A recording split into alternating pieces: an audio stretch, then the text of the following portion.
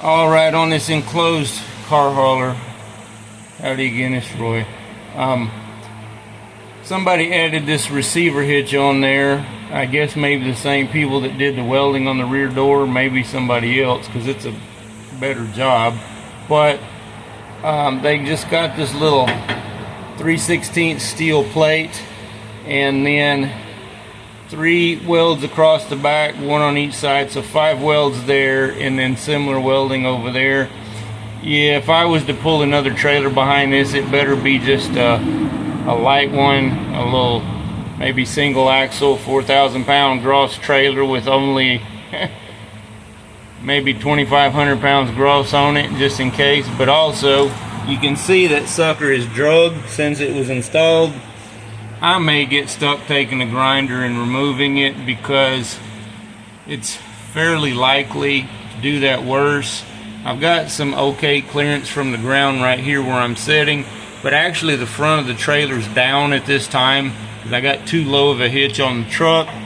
I've gotten another hitch to switch the ball in so that when it's all loaded it can still sit fairly level, but that's not even why I'm here.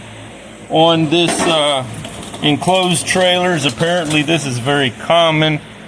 All 3 that I'm dealing with right about now are got a little hole down here in the corner that goes to where I mentioned in a previous video, directly beneath the corner wall, to where darn mice can hop in there and run all the way up the wood that's behind the metal and come out at the top.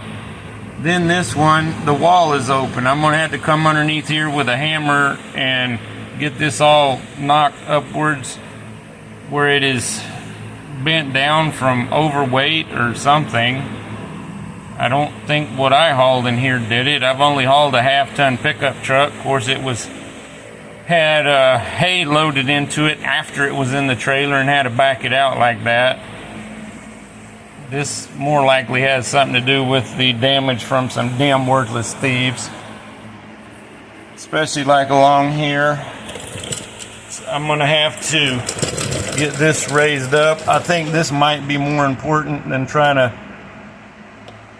cover up the openings on the inside. Here is the mentioned cracks in the last video showing where I welded, and that is the steel strap of metal I do believe that I put above them. So I'm glad I put that there, because that helps alleviate some of that problem. More importantly, it helps regain strength. But you may have noticed, this is the actual frame of the trailer. This is part of the structure. You know, with trailers like this, everything together is what gives them their strength. You pull the walls off of a mobile home or a travel trailer, the frame will often bend, especially if it's old. I can see that apparently some more work is needed done here. Not going to be welding this morning though. I do not have time for it. I got other things to do because of extended family. So I'm glad we got this for a pretty reasonable price for the age of it. It definitely needed work. In a lot of ways it was better condition than another trailer. But the other one needed 3 tires. So instead of getting 3 radial tires to match, got 4 new bias ply tires on it, and then I put 2 used bias tires on rims for spares, so that one would have a couple spares. See, I tried to add screws in here earlier to screw down them boards that I mentioned sticking up. Hey, there's somebody's cap. Maybe it belongs on this head. I don't know what's the deal with this crap, but some of the screws I tried to put to help hold it down didn't do much anything, so I think maybe they didn't actually go through. Maybe I need to get outrageous with ridiculously long screws like that Let me see. Okay, now I understand. Here's some of the others I put in there.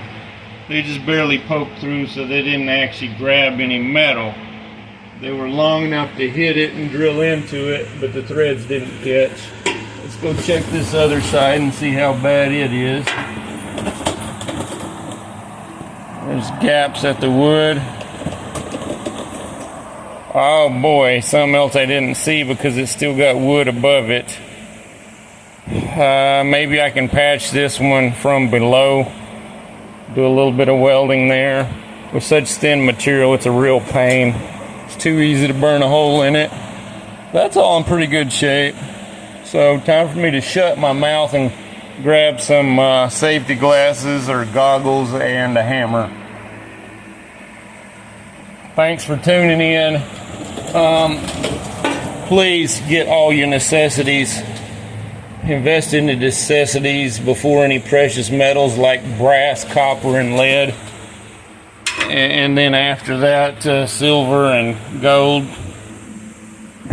If you think you got a bug out, maybe try to come up with something like this in usable condition at an affordable price. Or build a box on an open lowboy trailer or do something. Get plenty of tarps if nothing else. I think I'll use a tarp for a curtain inside of this thing. Right now I just need a tarp in front of this building to block out the hot sun in the afternoon. I was cooking last time. Anyway, what's that?